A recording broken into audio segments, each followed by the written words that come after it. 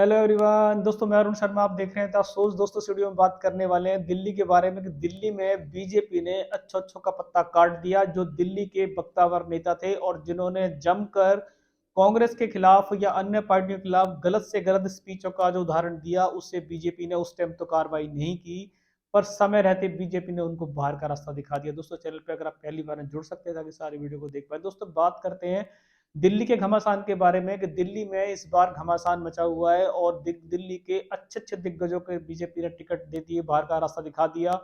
Doctor Harshvardhan जो BJP में स्वास्थ्य मंत्री भी रहे, इतना बड़ा पद रहा, पर कोविड में उनको जिस तरीके से जिम्मेदारी दी गई थी, मोदी जी खुश नहीं थे और आने थोड़े दिन बाद उनसे उनका पद ले लिया गया और उन्हें आस बता दी गई कि वो जिम्मेदारी देंगे। पर 2024 के लोकसभा चुनाव में उनको पत्ता काट दिया गया, जिससे हर्षवर्धन ने राजनीति से संन्यास ले लिया और वो अब क्लिनिक चलाते नजर आएंगे। दूसरे चेहरे की बात कर लेते हैं गौतम गंभीर, जो आपकी सरकार पर हमलावर रहते थे और उन्होंने जमकर बीजेपी के लिए गाल बजाए थे, पर बीजेपी शायद उनके किसी भी नीति से या किसी प्रचार से खुश नहीं थी, तो बीजेपी से गौतम गंभीर का पत्ता बुरी तरीके से साफ कर दिया गया और वो भी राजनीति संन्यास लेते नजर आएंगे।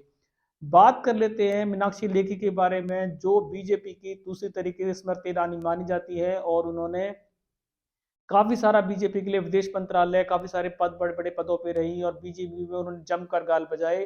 पर जिस तरीके से उनको उम्मीद तक नहीं थी कि मीनाक्षी लेखी का पत्ता बीजेपी इस बार साफ करने के कगार पे है, उनकी जगह देखा जाए तो सुषमा स्वराज की लड़की बांसुरी को पद दे दिया गया और लोकसभा चुनाव में उनको लड़ाने की तैयारी है।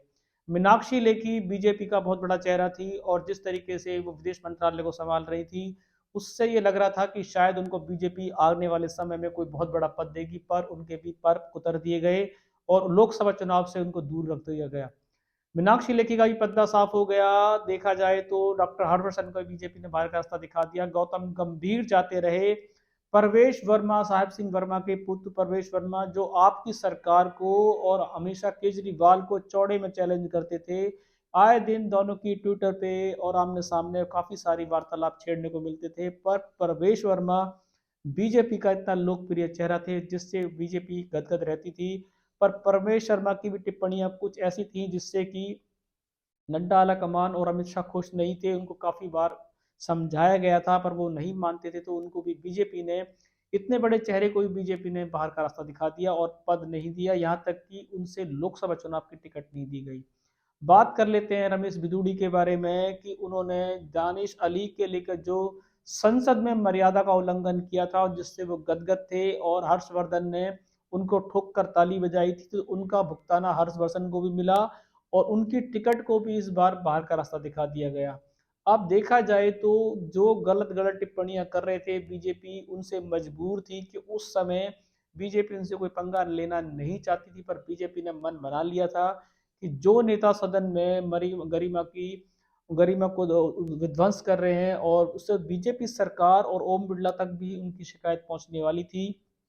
मोदी जी ने उनके नाम खास तौर पर लिखे हुए थे और 2024 में उनका सूतड़ा साफ हो गया। हर्षवर्धन अगर ताली ठोकते नजर आए थे और विदुड़ी ने जिस प्रकार से मर्यादा का उल्लंघन किया था और वो कह रहे थे कि शायद बीजेपी में वो बहुत बड़े नेता हैं, पर उन्होंने अपना कद अपनी गलत टिप्पणी के कारण बीजेपी से पत्ता साफ करा लिया। अब इनका भविष्य बीजेपी में क्या होगा? मीनाक्षी लेखी क्या संन्यास लेगी? क्योंकि हर्षवर्धन तो अपनी राह बना चुके, गौतम गंभीर ने संन्यास की कवायद जारी कर दी है, मीनाक्षी लेखी सदमे में है कि वो क्या करेंगी।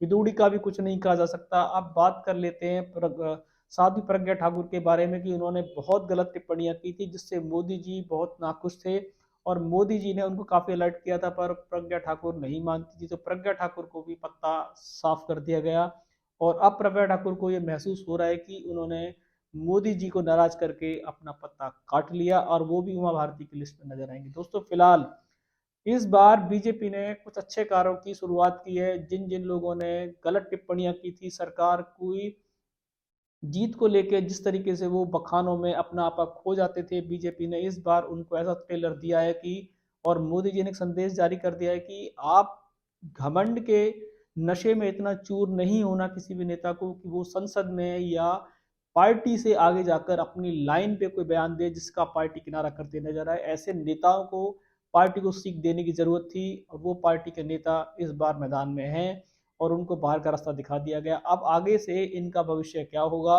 और ऐसे नेताओं का बीजेपी बॉयकॉट करेगी जो पार्टी लाइन से जाके अपनी भविष्यवाणियां कर रहे हैं और किसी पार्टी पे भी गलत गलत आरोप और मिथ्या आरोप लगाते रहते। दोस्तों फिलहाल बीजेपी ने इस बार दिल्ली में नए चेहरों पे दाव खेल दिया है। मीनाक्षी लेखी, विदुड़ी, डॉक्टर हर्षवर्धन का पत्ता साफ कर दिया है, प्रवेश वर्मा का पत्ता साफ कर दिया है और प्रज्ञा ठाकुर का भोपाल से पत्ता साफ कर दिया है। अब ये ऐसे नेता हैं कि बीजेपी में रहेंगे या नहीं रहेंगे इनके ऊपर डिसाइड है, पर बीजेपी ने इनके साथ कोई सहानुभूति नहीं दिखाई और दिल्ली के आगाज में सुषमा स्वराज की पुत्री को उतार दिया गया। अब देखते हैं कि क्या सुषमा स्वराज की पुत्री पहली बार में राजनीतिक तैयारी करके आई है या मीनाक्षी लेखी का पद जिस तरीके से गया उसको दोहरा पाएंगे, समय बताएगा। हम इस रुझान पे नजर बनाए हुए, हमें कोई भी नया अपडेट मिलेगा हम समय से पहले आपको बताएंगे। अगर आप चैनल पहली बार हैं जुड़ सकते हैं ताकि सारी वीडियो को देख पाएं। दोस्तों मैं अरुण शर्मा मिलूंगा नई सोच के साथ, तब तक अपना ध्यान रखें। नमस्कार।